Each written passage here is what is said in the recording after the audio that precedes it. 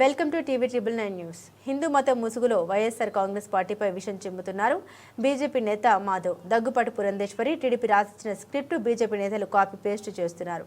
దీని బదులు పవన్ కళ్యాణ్ లాగా తమ పార్టీని చంద్రబాబుకు అద్దెకిచ్చేయచ్చు. గతంలో ఆలయాలను ధ్వంసం చేసిన కేసులో ఉన్న వాళ్ళంతా వారి కూటమిలో భాగస్వాములైన టీడీపీకి చెందిన వాళ్ళే అని బీజేపీ నాయకులు మర్చిపోయారు. పేర్ని నాని మాజీ మంత్రి, కృష్ణా జిల్లా వైఎస్ఆర్సీపీ అధ్యక్షులు. మర్చిపోదామా మన రఘురాముడి తలను ధ్వంసం చేసిన మతోన్మాదులను? ఇది మర్చిపోయారా? నేను ఇంకోటి కూడా మీకు గుర్తు చేస్తా. మర్చిపోదామా అని. మర్చిపోదామా? ఇది మర్చిపోయారా? తిరుమలలో 1000 కాళ్ల ఇది రాయరా ట్వీట్లో.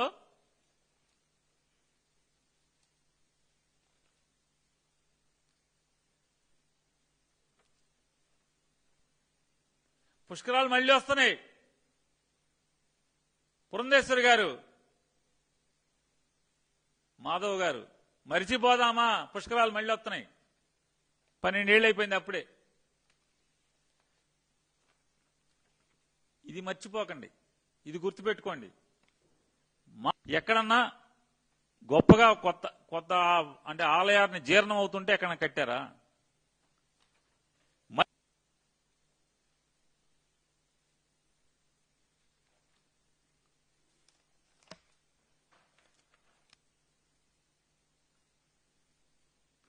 ఇదెందుకు టైప్ చేయాలా? ఇదెందుకు ట్విట్టర్లో పెట్టలా? భారతీయ జనతా పార్టీ ప్రభుత్వం, తెలుగుదేశం ప్రభుత్వం రెండిట్లో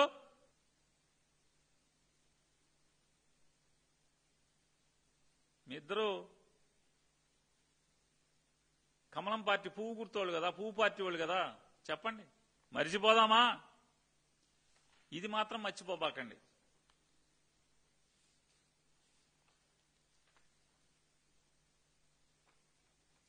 మళ్ళీ ఆగస్టు 18ని కూడా రాశారు. 2023 ఆగస్టు 18న కేంద్ర ప్రభుత్వానికి. ఆఖరికి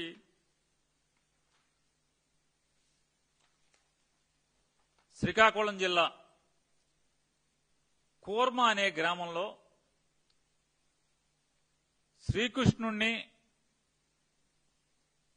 శ్రీకృష్ణుడి యొక్క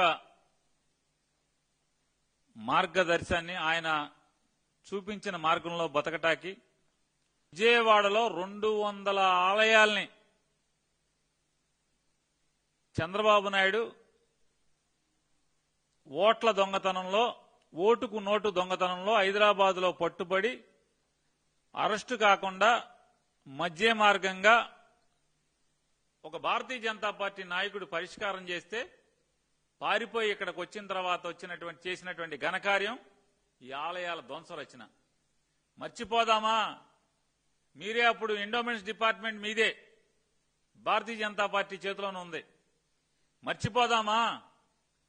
ఆనుకుని గొల్లపూడి అనేటువంటి ఒక పంచాయతీలో, విజయవాడ మున్సిపాలిటీలో దాదాపు అంతర్భాగమైనటువంటి ఒక నగరంలో అంతర్భాగమైనటువంటి ప్రాంతంలో 40 ఎకరాల 39 ఎకరాల 99 సెంట్ల శ్రీ వెంకటేశ్వర స్వామి వారి ఆస్తి మీ కూటమి నాయకులు, తెలుగుదేశం నాయకులు